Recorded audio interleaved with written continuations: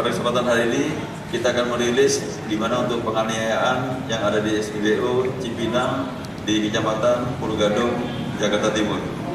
Dan tentunya peristiwa tersebut terjadi pada hari Minggu pada tanggal 22 Februari 2026 pada pukul 22:10 waktu Indonesia bagian Barat di Kelurahan Cipinang.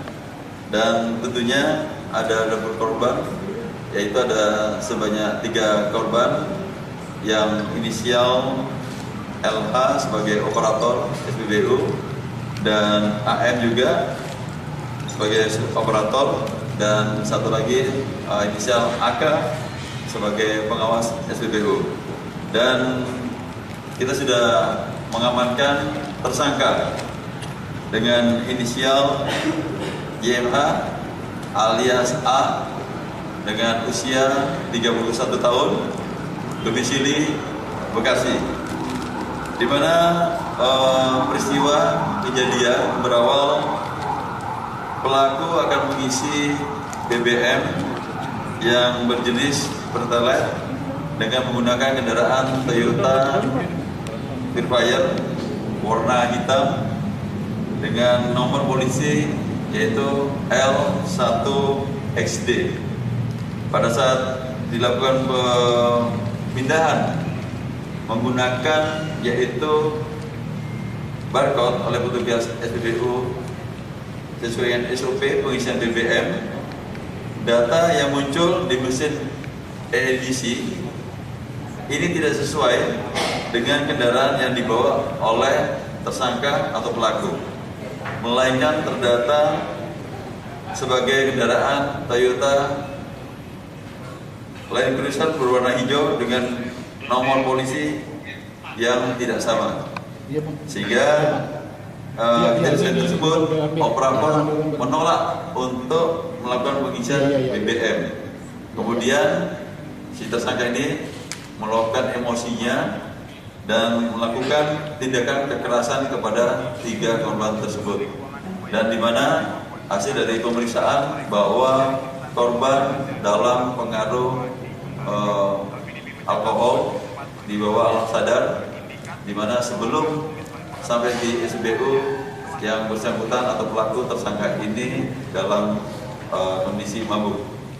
Dan saat ini tentunya kami sampaikan bahwa ketiga korban ini awalnya tidak membuat laporan polisi, namun kami dari Polres Metro Jakarta Timur berinisiatif untuk memberikan penjaminan pengamanan dan pendampingan kepada korban untuk membuat laporan polisi, karena untuk memberikan perlindungan hak hukumnya, sehingga akhirnya korban dapat membuat laporan polisi. Kami dampingi guna untuk mendapatkan ketentuan hukum yang berlaku dan tentunya dapat ditindaklanjuti penanganan kasus penganiayaan di SPBU Cipinang, Jakarta Timur. Dan di mana kita sudah mengamankan beberapa barang bukti, yaitu berupa mobil Firefire warna hitam dan juga hard disk CCTV itu sebagai alat bukti petunjuk untuk terjadinya sebuah kekerasan atau penganiayaan dilakukan oleh 3 korban. Dan tentunya pelaku kita kenakan pelanggaran pasal 466 KUHP dan atau pasal 471 KUHP tentang penganiayaan dengan ancaman pidana penjara maksimal 2 tahun 6 bulan.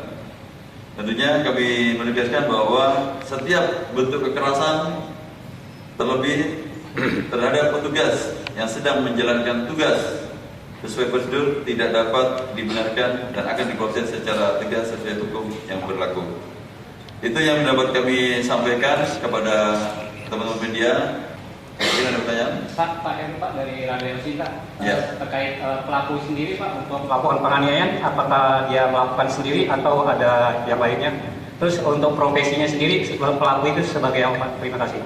Ya, pelaku dengan sendiri untuk melakukan kekerasan atau penganiayaan kepada 3 pelaku tersebut dan profesinya adalah wira swasta.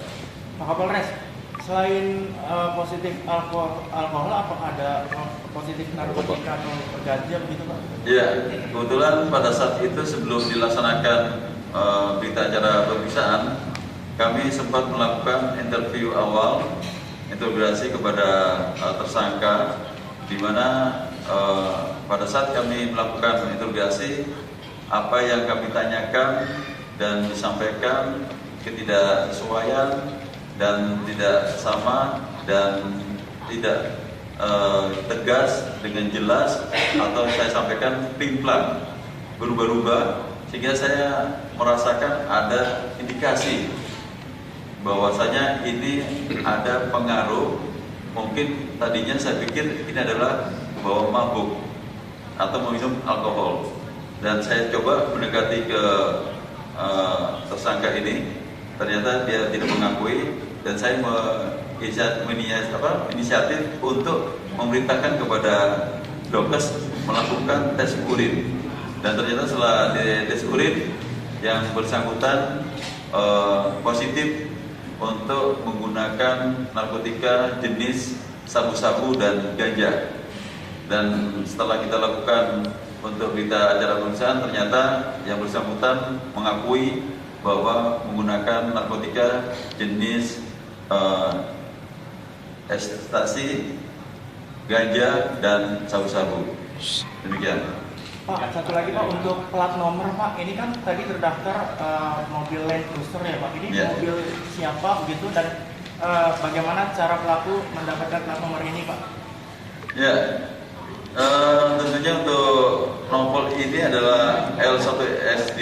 Ini sesuai dengan kita cek bahwa Toyota Land Cruiser warna hijau, dan tentunya untuk ini penggunanya bukan sesuai dengan yang digunakan oleh tersangka, yaitu Toyota Vilfire.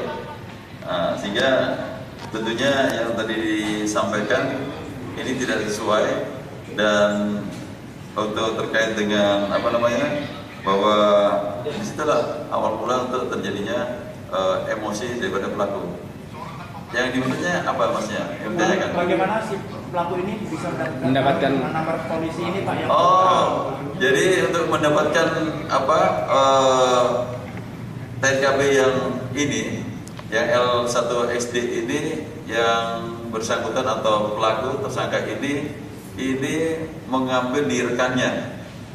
Jadi mengambil di rekannya dengan meminjam untuk pada saat mau kembali ke Bekasi, dia menaruhkan di mobilnya Vilfire itu untuk mengisi BBM sejenis Pertalite. Artinya punya orang lain ya Pak? Bukan Ya, punya orang lain. Oke, Bu.